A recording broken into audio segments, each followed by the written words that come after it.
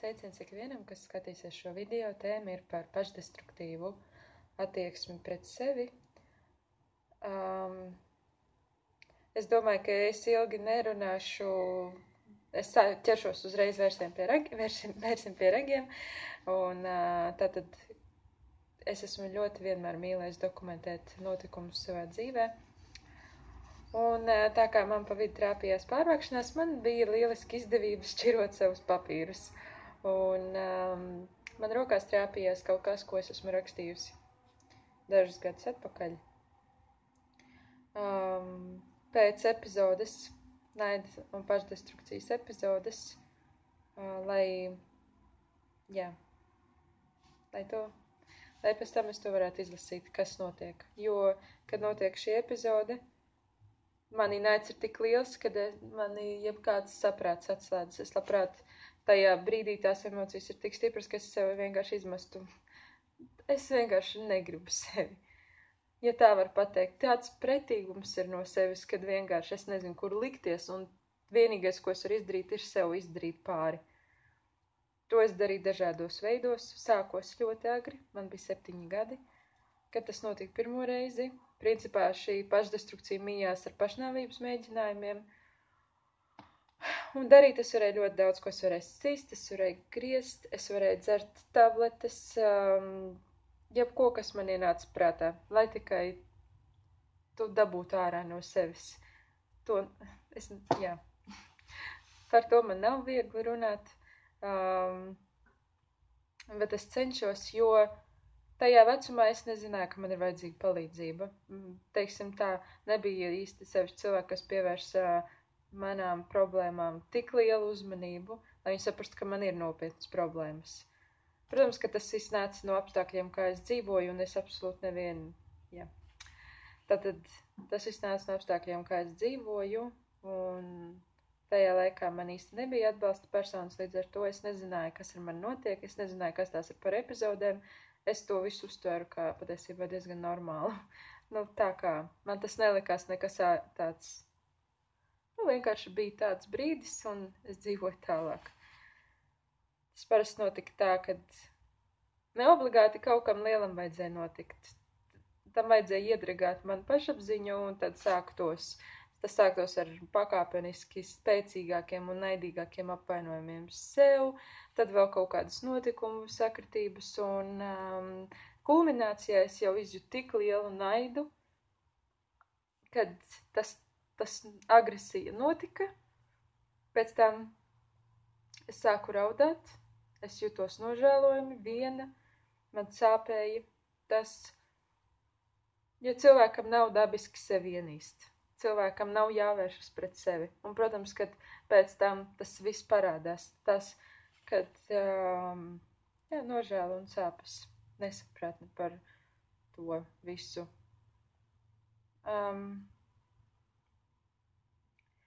Ja kāds jebkurš saskaras ar kaut ko tādu, es jums iesaku meklēt palīdzību, jo ja es būtu zinājusi, ja man būtu bijis kāds atbalstījis, pilnīgi noteikti droši vien būtu meklējis palīdzību. Es vienkārši to nezināju.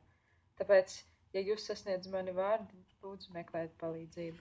Jo tas tiešām var rezultēties ar vai nu smagām traumām, vai pat letāli. Tas var beigties. Līdz ar to tā nav joka lieta. Kā es ķeršos klāt pie sava darba, kuru es vēlos jums nolasīt, ar ieskatu par to, kas notika tajās epizodēs manā galvā. Sevi es uzrunāju 3. personā, jo tā arī bija daļa no tā, kā es spēju dzīvot, es sevi neidentificējot ne ar ko, kas ir noticis manā dzīvē, kā arī ar notikumiem, ko es pati sev darīju. Tātad. Viņi ilgi pētīja savu atspulgu spogulī, vērodami savas karstās asaras ritām pār vaigu. Dzirdēdami sevi izkliedzam naidā un sāpēs smeldzīgus vārdus, veltītus sev. Viņi paķer savu koka ķemi un triec to pret savu galvu. Vienreiz, divreiz, katru reizi spēcīgāk.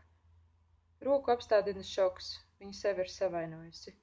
Nu, viņa vēro savus asaras un asinis lēni pārklājam viņas seju.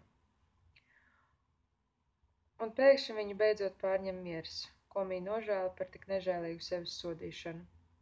Domās, runādam ar sevi, viņa vaicā, par ko sev tik ļoti ienīst. Viņa taču cenšas, vai arī necenšas? Vai viņa tomēr ir tikai kritis kauliņš dzīves šaha spēlē? Nē. Tu taču vari labāk, viņa nu kliedz.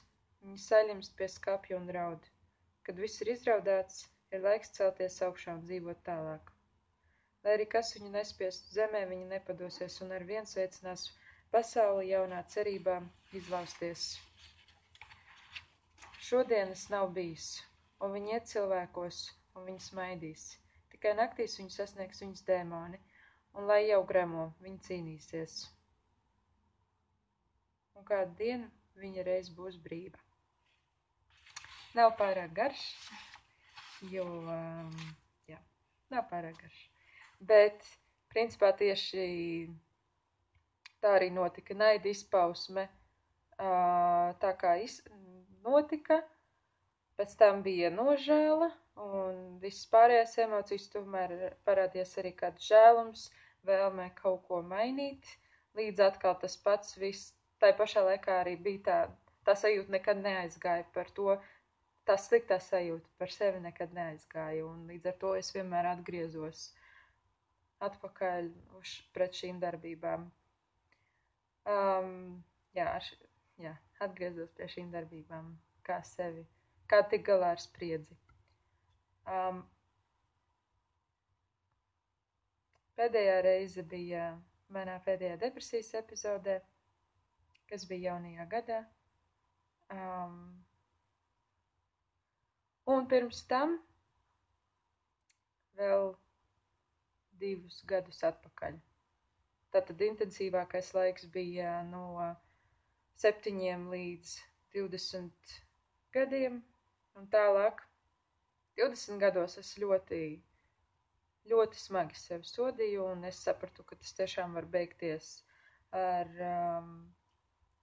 to, kad es varu nomirt, un es sapratu, ka es tā vairs nevaru turpināt. Es nezinu, kas tas, no kurienes tas nāca manī, varbūt tāpēc, ka es vairs nebiju šajos apstākļos, un es sapratu, ka, es vairs nedzīvoju tajos apstākļos, kas agrāk man spieda šādi tik galā ar manu saspridzinājumu, taču tajā laikā es dzīvoju jau viena pati, un varbūt, bet tas droši vien daudz ko mainīja tajā, kā es jūtos pret sevi, un es sapratu, ka es ar sevi nevēlos tik šausmīgi sāpināt, kad es vēlos sevi mīlēt. Ik pa laikam tādas epizodes atkārtojās, viņas jau gan sāka palikt aizvien retākas, un es nekad vairs nedzēru zāles. Tas vairāk izpaudās kā fiziski izreikināšanās ar sitieniem un tā tālāk pret sevi. Tas, ko es gribu teikt, kad ja notiek šāda epizode, nevajag uzreiz domāt, kad jūs esat izgāzušies pavisam un ka jums nekad nekas nesanāk. Arī iepriekš es rakstīju par disciplīnu un to, ka no vienas puses visu laiku sanāk tā, ka iet it kā paplim, šķiet tu kaut ko dari, pēkšņi kaut kas notiek un tev nesanāk un tu aizie vecajās sliedēs un šķiet, ka viss, kaut vai viss. Brutālākais piemērs ir par turēšanos pie diētas, un tad vienā naktī ņemt un apēst visu, kas ir leduskapī, un pēc tam justies ļoti draņķīgi par to. Ka tā ir sanāt, draņķīgi būtu vēl maz teikts, noteikti.